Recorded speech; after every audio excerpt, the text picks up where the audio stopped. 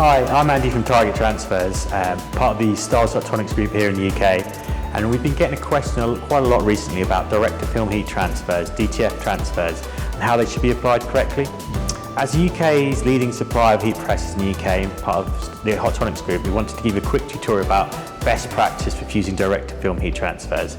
It's really easy and absolutely anyone can do it. All you need to do is set your heat press to 145 degrees for 12 seconds at medium pressure. I'm going to show you how to do that just now.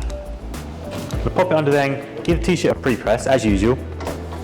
5 seconds will do it, nice and easy. Just make sure the garment's nice and flat and warm and removes any moisture from it.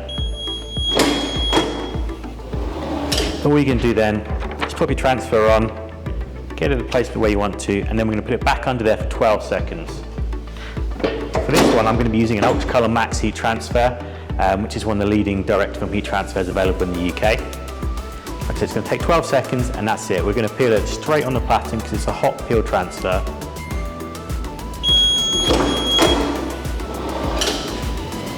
So that's come straight off. I'm going to give you a nice close-up now as well. So you can see that's on there. It's not coming off. So that was 12 seconds at 145 degrees to get perfect application for direct-to-film heat transfers. UltraColour Max is available from custom.targettransfers.com.